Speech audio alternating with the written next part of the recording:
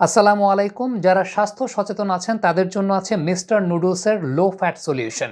একটা গল্প দিয়ে শুরু করি। ইন্ডিয়া যখন গত বছর টি-20 সিরিজ খেলতে জিম্বাবুয়েতে গেল, তখন শুভমান গিলকে ক্যাপ্টেন করে একটা দল পাঠানো হয়েছিল। সেই দলটাতে হার্দিক পান্ডিয়াও ছিলেন না, সূর্যকুমার যাদবও ছিলেন না, কারণ ইন্ডিয়া টিম ম্যানেজমেন্ট চিন্তা করেছে জিম্বাবুয়ের মতো সিরিজেই তো আমাদের তরুণ ক্রিকেটারদেরকে আমরা এক্সপোজ করব, তাদেরকে সুযোগটা দিব, এবং এরকম সিরিজে সূর্যকুমার যাদব কিংবা হার্দিক পান্ডিয়াদের খেলার কোনো প্রয়োজন নাই। ইন্ডিয়া সেই সিরিজে একটা ম্যাচও হেরেছে, কিন্তু ইন্ডিয়া টিম ম্যানেজমেন্ট এতে কোনো কিছু মাইন্ড করে নাই। শ্রীলঙ্কার সঙ্গে ইন্ডিয়া টিম যে ওয়ানডে সিরিজটা খেলো, সেই ওয়ানডে সিরিজেও ইন্ডিয়ার ফ্রন্ট লাইনের ক্রিকেটাররা খুব বেশি ছিলেন না, ইন্ডিয়া একটা রোটেশন পলিসিতে খেলিয়েছে। কিন্তু ওই সিরিজটা হারাতেও ইন্ডিয়া খুব বেশি মাইন্ড করে নেই, কারণ তারা তাদের স্ট্রেংথ সম্পর্কে জানে, এবং এই সিরিজগুলোতে মূলত ইয়াং প্লেয়ারদেরকে তারা প্রমোট করে।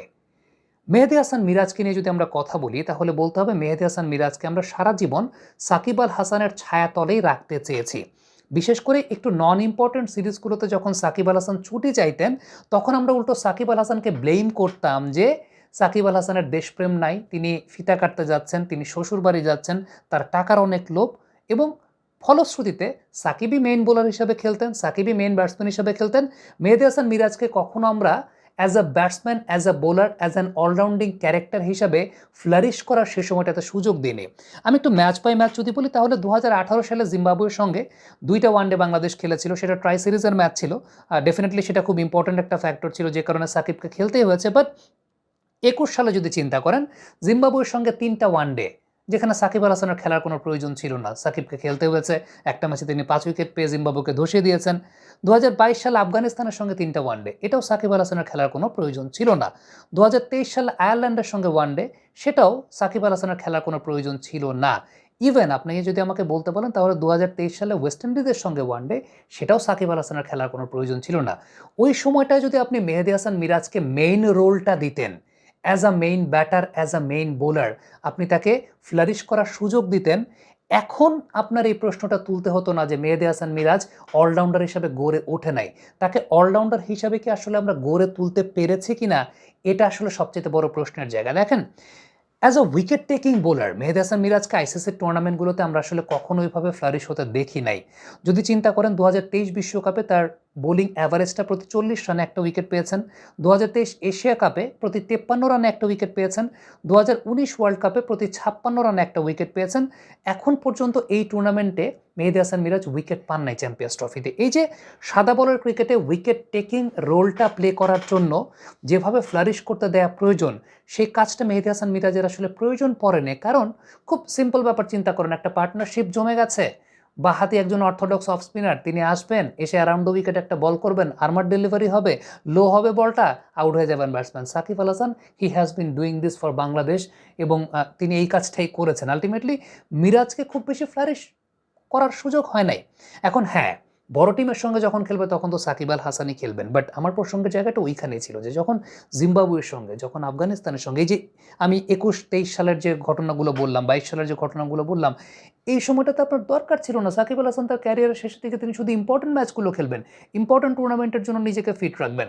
এই যে নন ইম্পর্টেন্ট সিরিজগুলো যেগুলো আছে, যেগুলোতে না খেললেও চলে, সেখানে মেহেদী হাসান মিরাজকে গ্রুম করার জায়গাটা ছিল। আমরা দেখেছি, আপনি টেস্ট ম্যাচে যদি চিন্তা করেন, টেস্ট ম্যাচে তাহলে আয়ারল্যান্ডের সঙ্গে সাকিব আল হাসানের টেস্ট খেলা খুব গুরুত্বপূর্ণ ছিল। মানে আয়ারল্যান্ডের সঙ্গে টেস্টটা সাকিব না খেললে বাংলাদেশ হারতো, এই কনফিডেন্স যদি থাকে। ইন্ডিয়া তো জিম্বাবুয়ের সঙ্গেও হেরেছে, শ্রীলঙ্কার সঙ্গেও হেরেছে, but they did not mind, কারণ তারা জানে যে বিগ স্টেজে রোহিত, বিরাট কোহলি তারা একসঙ্গেই খেলবেন। টি-20-র কথা চিন্তা করলে বিগ স্টেজে তখন সূর্যকুমার যাদব, হার্দিক পান্ডিয়ারাই খেলবেন। সো কিন্তু ইন দ্য মিন টাইম আমার একটা ব্যাকআপ স্ট্রেংথ তৈরি হয়ে যাবে, যারা যখন জেনারেশন গ্যাপ আসবে, সেই জেনারেশন গ্যাপটার সময় তারা স্ট্যান্ডার্ডটাকে আপলিফট করবে। সো মেহেদী হাসান মিরাজের আমরা জানি যে মেহেদী মিরাজ সাইড স্পিন নির্ভর বোলার। বোলিংয়ের ভ্যারিয়েশন, ওয়ানডে ক্রিকেটে যে ভ্যারিয়েশনগুলো গুরুত্বপূর্ণ, সেই ভ্যারিয়েশনগুলো তিনি আপগ্রেড করতে পারেন নাই। এবং হ্যাঁ, ইকোনমিক্যাল বোলিং মেহেদী হাসান মিরাজ করেন, কিন্তু মডার্ন ডে ওয়ানডে ক্রিকেটের ডিমান্ডটা কী?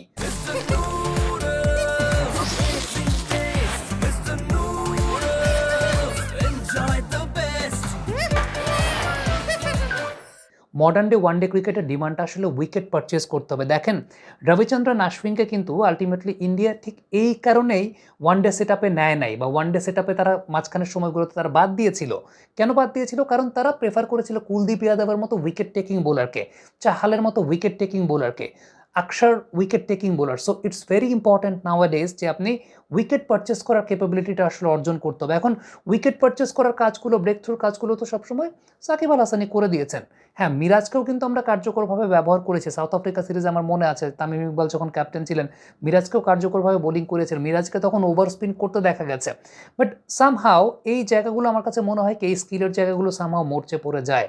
আমি জানি না যে আমাদের কেন ওই আপগ্রেডেশনের জায়গাটা আসলে হয় না। একটা তথ্য আপনাদেরকে দেই, আমাদের এইচপি টিমে কোনো bowling coach, spin bowling coach নাই। এটাও কিন্তু একটা অনেক গুরুত্বপূর্ণ বিষয় যে আমাদের প্লেয়াররা অফ সিজনে নিজেদের স্কিল ডেভেলপমেন্টের কাজটা আসলে কিভাবে করেন, কি করেন। ধরেন এখন চ্যাম্পিয়ন্স ট্রফি চলছে, আমি কিন্তু খুব প্রত্যাশা করতে পারতাম যে চ্যাম্পিয়ন্স ট্রফির দলে যারা নাই তাদেরকে নিয়ে একটা আলাদা ক্যাম্প হচ্ছে। ধরেন শেখ মেহেদী হাসান, তাকে তো আমরা অলরাউন্ডার হিসেবে চাই। শেখ মেহেদীর বোলিং ক্যাপাবিলিটির সঙ্গে সঙ্গে ব্যাটিং ক্যাপাবিলিটিটাকে ঠিক করার জন্য এখন যদি একটা ক্যাম্প চলতো, এখন একটা অলরাউন্ডিং ক্যাম্প চলতো, তাইলে পরে আমরা বলতাম যে ওকে শেখ মেহেদীও আমাদের প্রিপারেশনাল স্টেজে থাকতো। মেহেদীর আমরা জানি যে শেখ মেহেদীর বোলিংটা সুপার, কিন্তু শেখ মেহেদীর ব্যাটিংটা ওই রকমভাবে প্রমিনেন্ট না। সো মেহেদীর ব্যাটিংটাকে প্রমিনেন্ট করার জন্য আমরা কি আসলে কিছু করতে পেরেছি? ধরেন এই যে এখন প্লেয়াররা ছুটি কাটাচ্ছে, ন্যাশনাল টিম চ্যাম্পিয়ন্স ট্রফি দেখেছে, প্লেয়াররা প্রিমিয়ার লিগের প্রিপারেশন নিচ্ছে। এখন আমরা ছোট্ট একটা স্কিল ক্যাম্প করতে পারতাম না অলরাউন্ডারদের জন্য? যে সমস্ত প্লেয়ারদের অলরাউন্ডিং ক্যাপাবিলিটি আছে তাদের ওই সেকেন্ড স্কিলটাকে বাড়ানোর জন্য সেটা করতে পারতাম না? সেটা তো আমরা আসলে করতে পারি নাই বা করি নাই, চিন্তা ভাবনার জায়গাটা আমাদের এরকম নাই। সো অনেক ব্যাপার আছে এখানে। ব্যাপারটা আসলে হয় কি, যেন আপনাকে অ্যাজ অ্যান অলরাউন্ডার আপনাকে অ্যামেজিং হতে হবে।